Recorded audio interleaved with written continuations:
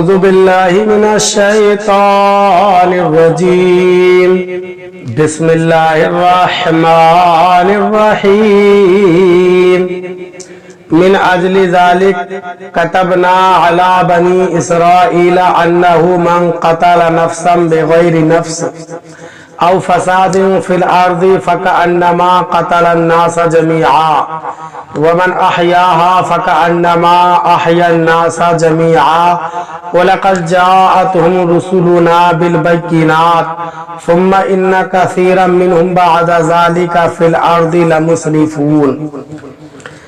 ترجمہ کنزُ ایمان۔ اللہ کے نام سے شروع جو نہایت مہربان رحم والا۔ اس سبب سے ہم نے بنی اسرائیل پر لکھ دیا کہ جس نے کوئی جان قتل کی بغیر جان کے بدلے یا زمین میں فساد کے تو گویا اس نے سب لوگوں کو قتل کیا، اور اس نے ایک جان کو جلایا، اس نے گویا سب لوگوں کو جلا لیا۔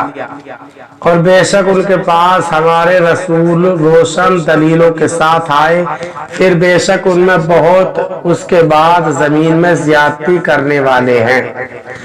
ترجمہ کنز العرفان۔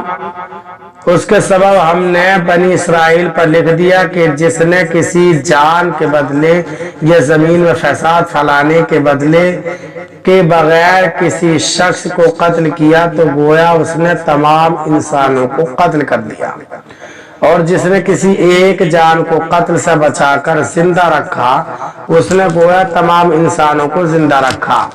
اور بے شک اس کے پاس ہمارے رسول روشن دلیلوں کے ساتھ آئے، پھر بے شک ان میں سے بہت سے لوگ اس کے بعد بھی زمین میں زیادتی کرنے والے ہیں۔ من اجل ذلک کتبنا علی بنی اسرائیل۔ اس کے سبب ہم نے بنی اسرائیل پر لکھ دیا۔ بنی اسرائیل کو یہ فرمایا گیا، اور یہی فرمان ہمارے لیے بھی ہے، کیونکہ گزشتہ امتوں کہ جو احکام بغیر تردید کے ہم تک پہنچے ہیں وہ ہمارے لیے بھی ہیں۔ بہرحال بنی اسرائیل پر لکھ دیا گیا کہ جس نے بلا اجازت شرعی کسی کو قتل کیا تو گویا اس نے تمام انسانوں کو قتل کر دیا، کیونکہ اس نے اللہ تعالیٰ کے حق، بندوں کے حق اور حدود شریعت سب کو پامال کر دیا۔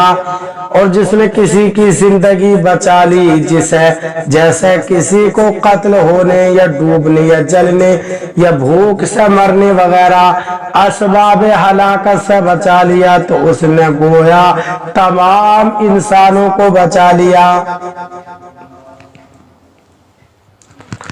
حضرت ابو ہریرہ رضی اللہ تعالیٰ عنہ سے روایت ہے، حضور اقدس صلی اللہ علیہ وسلم نے ارشاد فرمایا،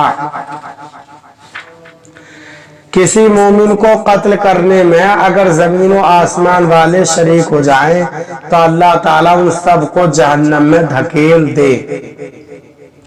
2 حضرت براء بن عازب رضی اللہ تعالیٰ عنہ سے روایت ہے، رسول اکرم صلی اللہ علیہ وسلم نے ارشاد فرمایا، اللہ تعالیٰ کے نزدیک دنیا کا ختم ہو جانا ایک مسلمان کے ظلم قتل سے زیادہ سہل ہے۔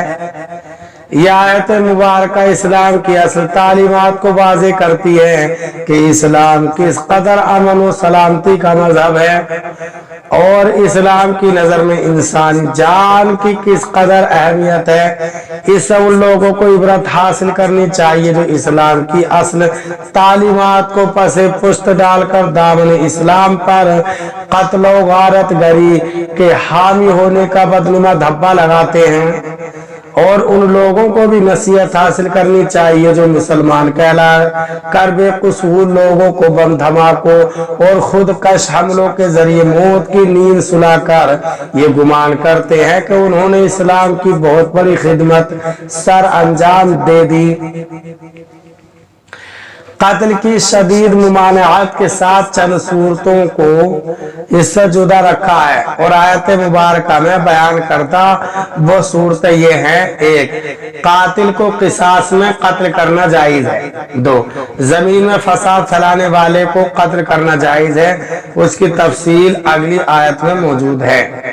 اس کے علاوہ مزید چند صورتوں میں شریعت نے قتل کی اجازت دی ہے: 1. شادی شدہ مرد یا عورت کو زنا کرنے پر بطور حد رجم کرنا۔ 2.